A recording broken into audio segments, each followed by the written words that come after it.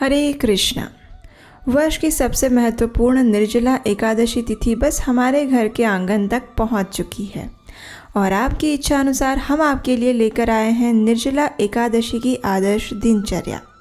तो चलिए अधिक विलंब किए बिना शुरू करते हैं। क्या आपको इस बात का अनुभव है कि जब हमारे घर में विवाह का प्रसंग होता है तो घर के सभी लोग कितने उत्साही होते हैं, है ना? पूरा दिन प्रत्येक व्यक्ति किसी न किसी तैयारी और ख़रीदारी में लगा रहता है और उस विवाह के दिन को विशेष बनाने के लिए सभी लोग मेहनत करते हैं, है ना? वही उत्साह और वही एक्साइटमेंट हमारा निर्जला एकादशी के लिए भी होना चाहिए। दशमी के दिन से ही हमारे अंदर उत्साह होना चाहिए कि कल हमारे जीवन का एक बहुत बड़ा और कीमती दिन है, तो उसके लिए मैं किस प्रकार स्वयं को तैयार करूं। निर्जला एकादशी के एक दिन पहले यानी दशमी के दिन आप सारी तैयारियां कर लीजिए। जैसे कि अगर संभव है तो निर्जला एकादशी के दिन के लिए ऑफिस, स्कूल या कॉलेज से छुट्टी ले लें, बाहर के सारे काम निपटा लें, द्वादशी पर जो दान देना है उसकी सामग्री लाकर रख लें, एकादशी पर पूजा करने का सामान तैयार रख लें इत्यादि। दशमी के दिन संध्या के समय प्रयास करें कि ज़्यादा भारी भोजन ना लें।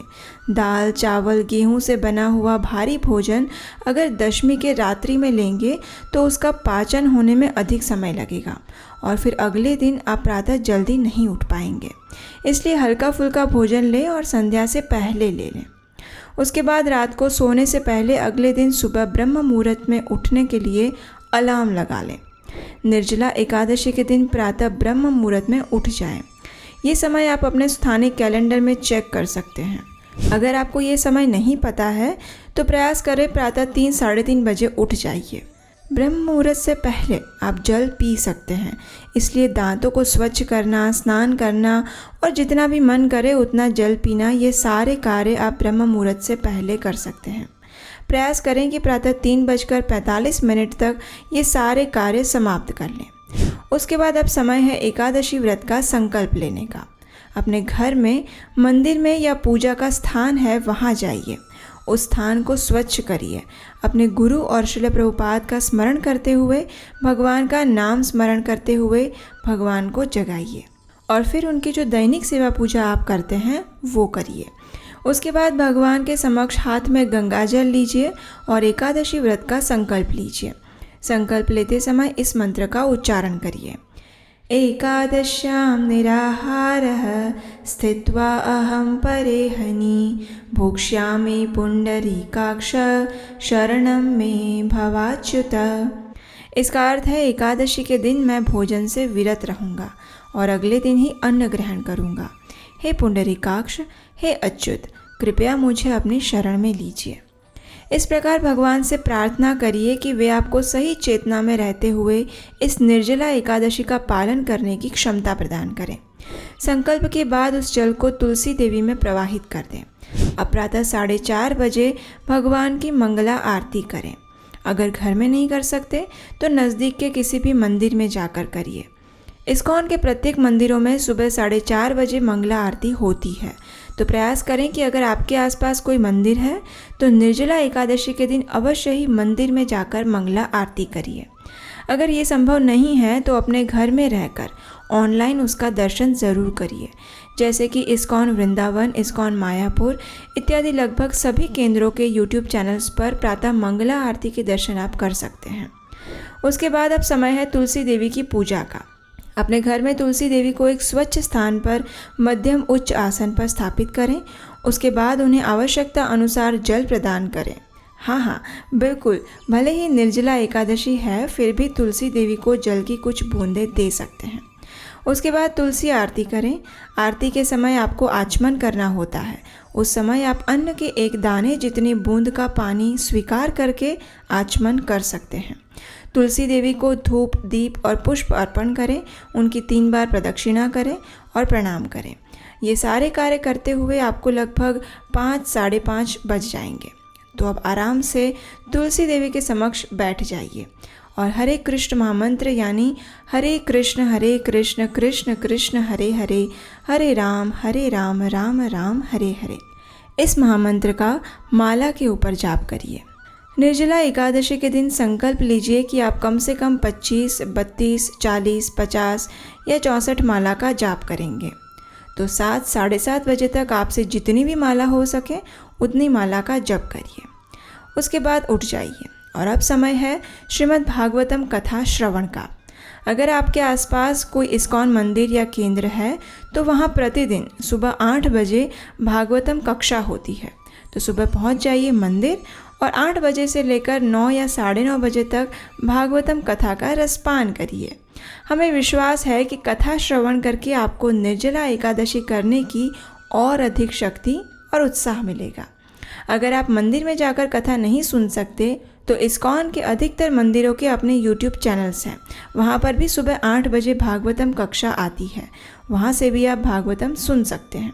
जैसे कि ISKCON Vrindavan, ISKCON Mayapur, ISKCON Gurugram, ISKCON Ludhiana, ISKCON Chandigarh, ISKCON Delhi, ISKCON Punjabi Bagh, Radha Gopinath मंदिर इत्यादि।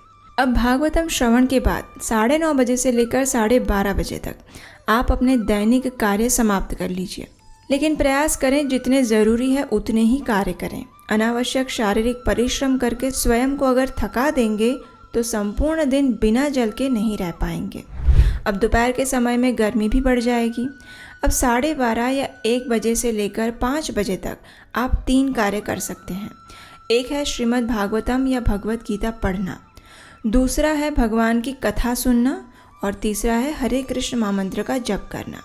इस दिन क्या पढ़ना और सुनना चाहिए, इसके विषय में एक विस्तृत वीडियो हम बना चुके हैं, उसे आप हमारे चैनल पर जाकर देख सकते हैं। उसका लिंक भी नीचे डिस्क्रिप्शन में दिया गया है। अगर आपके घर के आसपास भक्त हैं, आपके मित्र हैं जो निर्जला एकादशी कर रहे हैं, तो आप सब साथ मिलकर ग्रुप स्टडी कर सकते हैं, साथ मिलकर जपा कर सकते हैं। इससे समय सरलता से निकल जाएगा और आपको जल की याद नहीं आएगी। लेकिन ध्यान रहे, साथ मिलकर अनावश्यक बातों में समय व्यर्थ ना हो जाए। अगर आपको लगे कि इन सब के बाद भी नींद आ रही है या जल की याद आ रही है, तो हमारे चैनल पर जाकर आप जगन्नाथ जी की कथा सुन सकते हैं। पूरा दिन अपने आप को किसी ठंडे स्थान पर रखिए। अब जैसे जैसे संध्या होगी, आपको हो सकता है शरीर में थकान का अनुभव हो और पानी पीने की इच्छा भी। तो अगर 5 बजे के बाद अधिक गर्मी लगे या शरीर में थकान का अनुभव हो, तो आप ठंडे पानी से एक बार स्नान कर लीजिए। इससे आपके शरीर में नवीन ऊर्जा का संचार होगा। अब शाम के 6:30 बजे तक घर के कोई कार्य हैं तो उसे निपटा लीजिए, और नहीं है तो अपनी बाकी माला पूरी करिए। 7 बजे घर में संध्या आरती करिए। भगवान के समक्ष और तुलसी देवी के समक्ष घी का दीपक प्रज्वलित करिए। उनके समक्ष बैठकर हरे कृष्ण का कीर्तन करिए। अगर मंदिर में जाकर संध्या आरती करना चाहते हैं तो सर्वश्रेष्ठ है। कम से कम 8, साढ़े 8 बजे तक कीर्तन करिए। इतने समय तक अब आप पूरी तरह से थक चुके होंगे। तो अब समय है स्पिरिचुअल एंटरटेनमेंट का।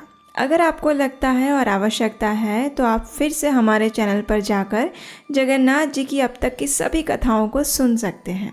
भगवान की लीलाओं को सुनने और देखने से आपको नवीन ऊर्जा मिलेगी। लेकिन ध्यान से जगन्नाथ कथा के बजाय कुछ और इधर उधर मत देखने लग जाइएगा। सभी कथाएं देखने के बाद आप हमें कमेंट में ज़रूर बताइएगा कि आपने आज के दिन सारी कथा सुन ली है।